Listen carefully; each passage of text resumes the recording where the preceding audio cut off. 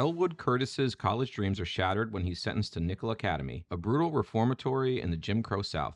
Clinging to his optimistic worldview, Elwood strikes up a friendship with Turner, a fellow black teen who dispenses fundamental tips for survival. Nickel Boys is directed by RaMell Ross and stars Brandon Wilson, Ethan Herisse, Aunjanue Ellis, and many more. So Matt, what'd you think of Nickel Boys? So unlike a lot of reviews where we start talking about the director, unfortunately, I can't offer too much about RaMell Ross. He's done a few documentaries, which I unfortunately haven't seen, but this would be his first feature-length fiction film. But going from there, I will talk about the premise of the film, which is inspired by true events of this reform school that was an actual place. And it begins with Elwood, a teenage boy looking to attend a school to further his education. He has these dreams of this specific school he wants to go to. And on his way to this school, his life gets completely sidetracked and turned upside down when he's picked up by police and brought to this reform school that is not the school he was trying to attend to. This school is a place he cannot leave. It's a place he can't have visitors. He's put through hard manual labor. And in so many ways, it actually mimics these concepts of slavery. If you think about it, you lose all control over yourself, your personal self. I find that there's all these intentional parallels to slavery that are placed throughout the film, and that's something I definitely want to discuss. But one of the most interesting aspects of this film is the filmmaking process that Ross uses to tell the story. And this film is shot nearly completely first perspective, with the camera view being that of the eyes of our main character / characters. The film quite literally aims to put you as an audience member directly in the shoes of our characters. And I think that this choice is very interesting because, one, it's purposely putting yourself in a box, and it's making you come up with all these unique and creative ways in which you can use this method differently throughout the film. And this is just one of the reasons why I would say that this is an absolutely fantastic first feature by RaMell Ross. It is inspired, it is focused, it's very intentional, and it's also, most importantly, thought-provoking. These are really all the hallmarks of what make a great movie a great movie. The ultimate question we have to ask ourselves is why choose to shoot the film this way? The film doesn't really hold your hand, and it's pretty unconventional in the way that it tells a story. Like, it uncovers the horrors of the real-life Dozier School, maybe pronouncing that wrong, but similar to Nickel Academy is emblematic of that school and what was found about it recently. But it does use this POV to deepen a narrative and deepen characterizations in a meaningful way. But with the film's devotion to thematic perspective, some casualties of that are the traditional ways of storytelling. And I did find myself occasionally missing that. Not all the time, but I found that I missed them somewhat. But at the same time, the film is so bold and so innovative. And of course, this is not the first film to use the POV camera. It's something that I really typically associate with horror films. It's really common in horror films, and I always think of like the opening of Halloween and things like that. The way that the film negotiates visual language feels very new, and that was something that was really, really interesting to me. And I truly believe that it's extraordinarily rare for us to say that we saw something that's even somewhat new. It's a very daring way to approach this subject matter, and the fact that 85% of it is as successful as it is, I think is pretty remarkable. It's not a perfect film, but I had this distinct feeling that I was watching an innovative art form. And I feel that very, very rarely in film. Yeah, I completely agree. It really adds a lot of these heartwarming, nostalgic perspectives. There are these moments at the beginning of the film where this is an immediately gripping shot at the beginning where he is in the grass and he's laying and you're seeing the trees swaying. Yep. You don't really know that this is how the film's going to go until he actually turns his entire body from one side to the other, and you see the camera sway and the perspective change when his mom is calling him. Yeah, and we were lucky enough to see this film really early that I didn't know that this was the conceit of the film, that it was POV. I said, okay, that's POV. And then there's an early shot, it's actually in the trailer, of his mother ironing, and you see his reflection in it, and you're like, okay, that's POV. And they're like, are you going to do this the whole time? The Christmas tree, he's under the Christmas tree. I have like a list of them, but there's so many spellbinding images in this film. But the opening shot under the orange tree, I had written down his reflection in the window when he's watching Martin Luther King speak. Yeah. As the adult women behind him are talking about civil rights and like what their time and experience will be like. There's so many, but the formal rigor of the POV experiment is just a wonder to behold. And we see images in this film that frankly we haven't seen in film before. We've seen them from other perspectives, but we haven't seen them from a subjective perspective. I associate that type of camera work, again, with mostly horror films. To use that type of camera work from an empathetic perspective instead of a creepy perspective is interesting in and of itself. The idea, like as an act of choreography, the fact that You have to plan this film down to every detail. All of this is so subjective in terms of like, even the focus is being used in terms of like how a character would see it. Yeah. So the idea that I'm focusing on you right now instead of the background, it's something that the camera is using to focus its lens based off what the character is looking at. Yeah. It's like, it's awe-inspiring. It really is. No, it is. All these different perspectives that you could come up with this box that you put yourself in. That's what makes it so inspiring as a filmmaker and innovative. Because of this perspective that I feel is necessary to mention is that it also puts Ethan Herisse in this box as well, because his acting becomes focused on more of his voice and the way he's saying things. He does an absolute fantastic job at this, because through his voice and his acting, you can get the impression of the personality that he has. He is definitely very shy. He has a very soft interior and exterior. And you get this through his performance without even having to visually see him. Yeah, there's a point where the film goes from a singular POV to a dual POV. For instance, there's like a shot, almost a typical shot, reverse shot, because we now see the other character's point of view as well. It almost feels like a relief when we're broken just from Elwood's point of view. I also want to talk a bit about the sound design in this film, which is really, really good. The decision to shoot the film subjectively, I think, comes with this really extraordinary problem of sound design.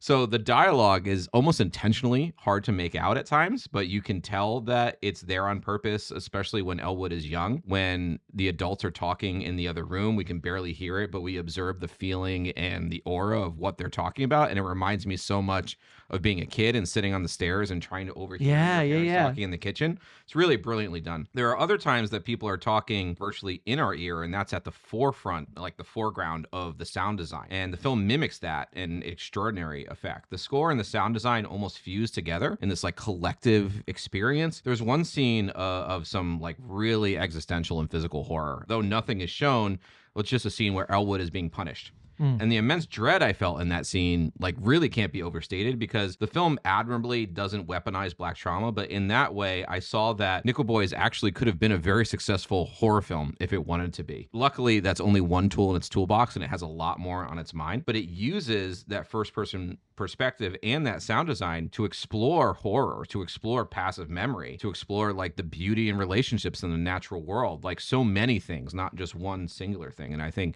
on some level, that's why it's so impressive, both in its imagery and its sound design. Yeah, and RaMell Ross actually discussed this during the Q&A, I recall, since you had mentioned that specifically, is that he really wanted to make a film that dealt with these horrors and this difficult part of history, but in a way that was palatable to the viewer. I think that's a direct quote. And I think what that entails is really centering humanity and bringing that as the forefront. You care so much about a person and what they've been through when you know them, rather than just hearing a story like on the news about what happened to somebody.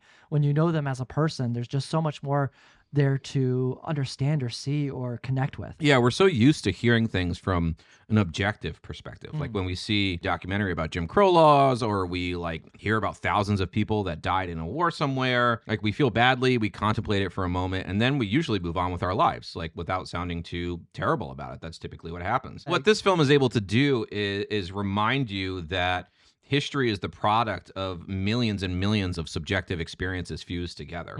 So the film's decision to tell the story this way, interspersed with archival footage, is almost making you complicit as an audience member. Like it literally forces you to live in the shoes of someone who experienced the trauma and the history of institutional racism and institutional racist violence. It doesn't allow you to hide in the objectivity of history, but instead shows you what these mass traumas can do on a personal level, which frankly, you know, we in the same sitting, we were reviewing Queer and talking about how some of the characters in that film were pretty distant from us. This film does not allow us the distance from characters.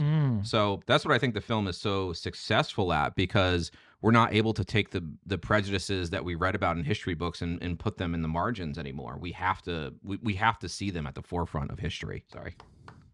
I think we could just end the review right there. I don't know if there's really much else to add. I do want to talk about some things, but I do think they're best left to a spoiler section, I would say. Okay. I think they're just too detailed. Some things will be spoilers. I know we'll talk about the end a little bit down the line, but there are things I want to talk about a deeper analysis of the film. So if you have not seen Nickel Boys, I really recommend watching it. I recommend coming back to this review after you see the film, and you could hear more about all these wonderful spoilers and just deep dive into the film. Yes, I don't know. We're going to deep dive. We're going to deep dive. So I want to talk about this running theme of the moon landing and the space race, which is happening at the same time as these real life events are occurring. And I feel like this is both a positive and a negative, because the space race is a show of what humanity could accomplish when it comes together for a particular goal. When it comes to the negative of this whole thing is that we're seeing the space race and we're seeing what humanity is contributing to the world, but it's very maddening because we're also seeing that while the world is so enthralled with this space race and getting somebody on the moon, there's this basic humanity that is being denied to people. So those parallels I just found very interesting in the film. I'm stealing this from Sean Fennessy, who's somebody who talks on this podcast I listen to called The Big Picture. But he talked about how a lot of the great films this year are about what America thinks it is versus what America actually is. And that's also what The Brutalist is about in a lot of ways. Us and American exceptionalism and thinking about how great it is that we put a man on the moon. Meanwhile, we're subjugating a whole portion of Americans that have been here for generations. There's no better way to delineate America than that. So I completely understand what you're saying. So earlier in this review, I talked about how the film has multiple references or parallels to slavery. The idea of being arrested for doing nothing, being sent to a school in order to rehabilitate, which involves manual labor, forced manual labor. You have no freedom to leave. You are brutally assaulted or killed if you don't follow their directives. And if you try to escape, you are shot dead. And this is the end of the film, which is harrowing, very overwhelming emotionally. And once again, from a POV perspective, which is not fun to watch. I would say this moment, it's a tying together of all these previous references and parallels to slavery that leaves this overall message that I think is dictated to those who feel the need to say in this day and age, well, slavery was 200 years ago. That happened so long ago. So why are we even talking about it anymore? They don't even comprehend in their ignorance that everything just didn't become perfect after slavery was abolished. This movie makes the case of these things and how they perpetuate through history. Completely. I mean, I don't think it's a mistake that when someone dies in this film, they die in a field. There's there's a generational connect there. Yeah. That can't be ignored. It's such a moment in the film. I feel like whatever I say won't do its service because it's very emotionally overwhelming. Amazingly composed, too, as well. I will say, I think the film starts out tremendously well. Like, there's a natural discomfort. Like, we have to realign our expectations of the film in order to align with, like, the POV structure and how that's going to work. So we almost have to learn how to watch the film in a certain way. So you have to give it 20 minutes or so. The beginning of the film is tremendous.